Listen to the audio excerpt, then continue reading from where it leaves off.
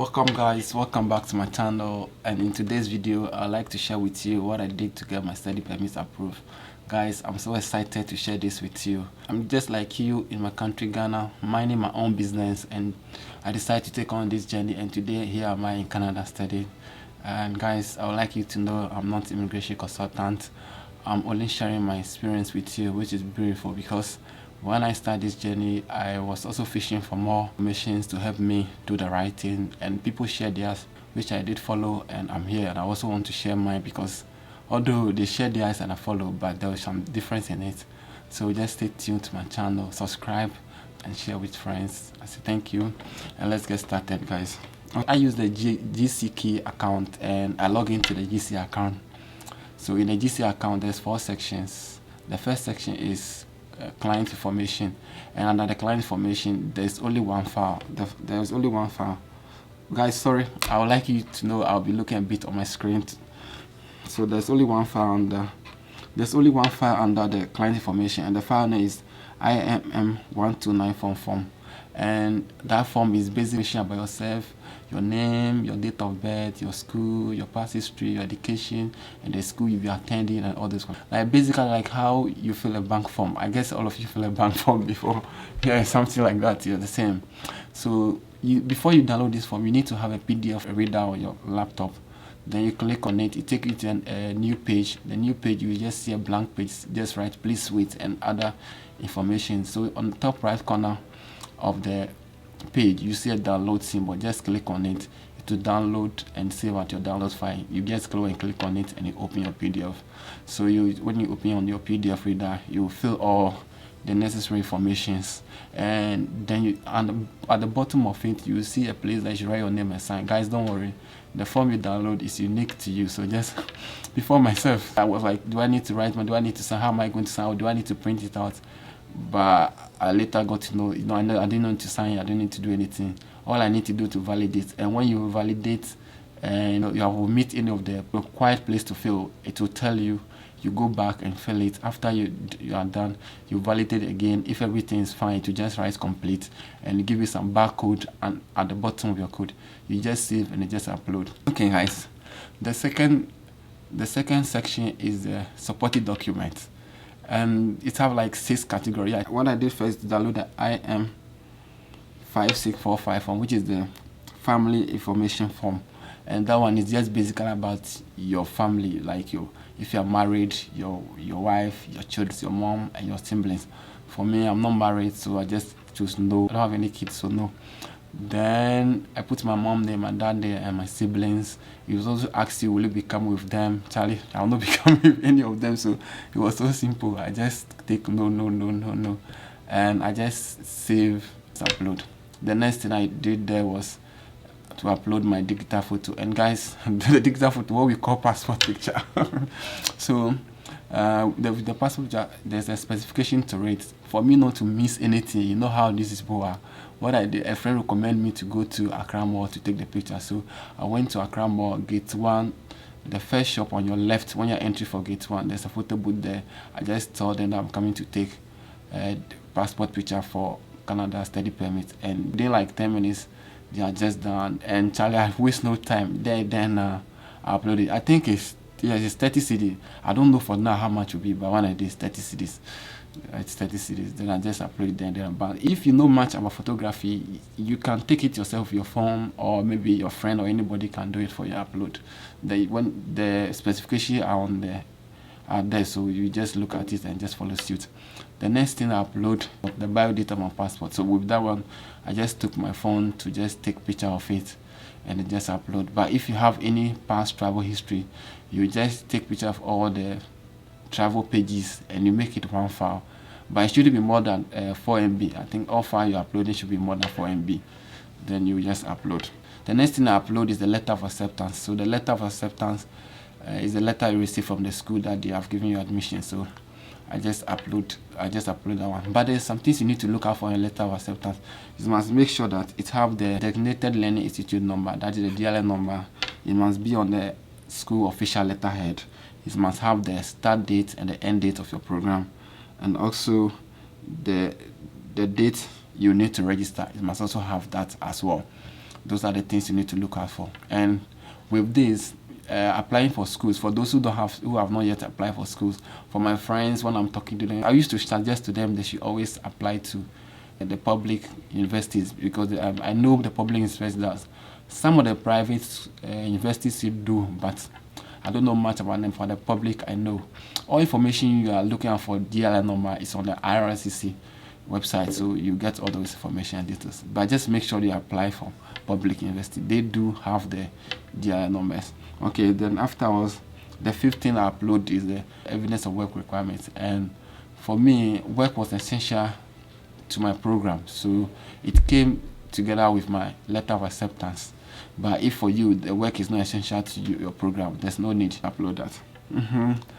And the final document I uploaded, I know that is why you're here, and that's why you want to listen and you want to see how I've done it.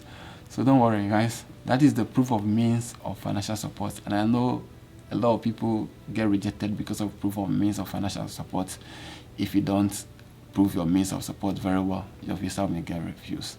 Your study permit may get refused. So under this file, I create a file, and under this file, the first document is my bank statement. I took 4 months bank statement. That's my first document. Guys, the bank statement is not that maybe now you gain admission, then you go and take some money somewhere or move money, any big money somewhere into your account before you print the statement. Guys, if you do that, it will be rejected on lump sum. Just let the account be like that. If for any reason that there's any big money coming into your account because of the school, if it's a gift from any of your relatives, then you have to go to the court to go and do affidavit or give support gifts. Then when you go to the court, they know how to do, they'll do it for you. Then you also have to print whoever is transferring the money, bank statement attached to that, and explain it very well in your letter of explanation where the big money is coming from. Otherwise, your visa your study permit may be rejected on lump summed. Okay, the next document is my GIC certificate. Guys, I know people will be shocked because I'm from Ghana, and Ghana is not part of the direct stream country, so people will be asking, why am I able to buy a GIC? Don't worry, guys, I'm prepping a video for that, so stay tuned to my channel. I'm prepping a video for that. So the next thing, I upload the GIC certificate. Then afterwards, my tuition receipt for my school. Before acceptance letter will be given to you, you need to pay part of your fees. So the receipt that I received from the payment. Then the last document I upload is my pay slip. So those are the documents that I use in proof of fund. Now we are going to the third section. So the third section is optional document, but very important. So at the third section, the first file I download is the IM5257, which is the simplest of the 3 forms you have to fill, because it's just a declaration that you need to do. So they'll just ask you against military or any government service. For me, I'm not in any military or government service, so it's just no. I just say validate and upload. So that's simple. Then the final file that I upload at that section, letter of explanation. So my letter of explanation, I make sure that it includes why I'm going to study the MBA in Canada and not Ghana, why I want to study in Canada, why I want to study in my school, which is Vancouver Island University, then what will I do after my school, and the job prospects that are available for me after I completed and back home. And also I explain that I have the money to take off my tuition, my flight ticket, my accommodation, and my living expenses, because I'll be financing for the school myself. So the officer may want to know how you'll be able to do it. So I have to explain to him, convince him that yes, I can do it. Then I also explain the source of fund. It's so important to them, because they want to know whether the money, where you are getting the funding from, is from the genuine source. So it's so important to them. So guys, you need to explain that. Then I also explain and tell the officer why he or she needs to grant me this privilege. Then I also tell the officer about my business in Ghana, which I need to acquire this knowledge to help me expand it. Then and I also explain to the officer why my expertise is more needed in Ghana than Canada. So basically, these are the things I explain about letter of explanation. Just stay tuned to my channel. I also prep a video on that, on letter of explanation, full video on that. I also explain I'll be no harm to Canadian students. I also explain my tie to my home country. I explain all this information on my letter of explanation, so don't worry. Then the other document I've attached to this file is my university certificate, my university transcript, my resume, my birth certificate, my letter of employment. And guys, some of the documents I will mention is just to support the things I've explained in my letter explanation, to prove as evidence. That is why I've attached some of the documents, because you can't just say anything word of mouth. You need to support it with a document. So like whatever you are saying, there should be document backing it. That's why. So you may be hearing some of the documents I've attached on this file. They are just as evidence of what I said in my letter of explanation. Then support letter of friends and family. The support letter from friends and family, I included that to prove that I'll be of no harm to any Canadian citizen. Then police reports. Okay guys, the police report, I did mine at the National Police Headquarters at Cantonment, but I learned now it's been done at Liman Police Station. When I did mine, it was 100 cedis. Yeah, it was 100 cedis, and I got it the same day. But recently a friend told me he did his, I think he said it's 120 or so, and got it the following day. But it's fine, they will do it for you once you go and tell them. The police people, I don't know, Ghana police, I salute them. They are so very helpful, and they will just do it for you, listen to.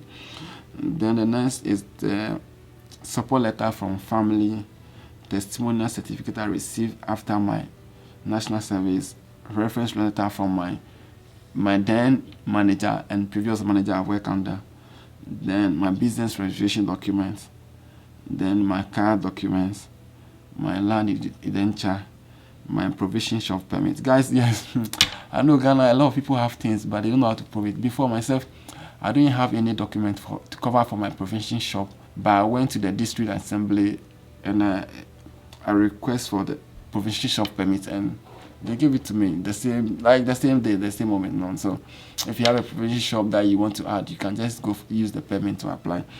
Then proof of my cattle and mango farm. Yes, I know a lot of people in Ghana have farms and all those things, but it's very difficult to prove because those things are not documented.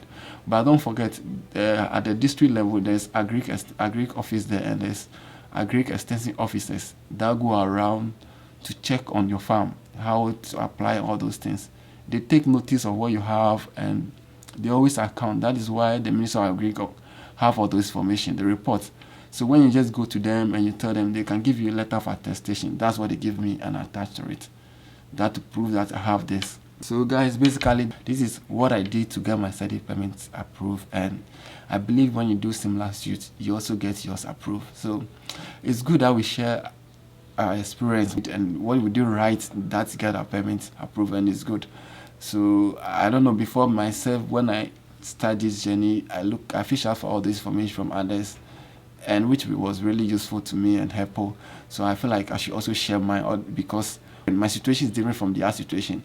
Perhaps maybe your situation may be similar like my own or what. Then when you do similar suits, I believe your study permit will get approved. And I would like you to subscribe, share, and comment below. Guys, subscribe to the channel and share the video to motivate me to share more of my experience, because I'm now here and I'm experiencing a lot, and I know you want to know what is happening to me when I get here, all those kind of things.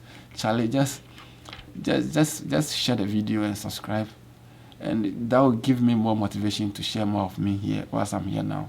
I thank you for watching. See you then. See you. Production manager, cut off.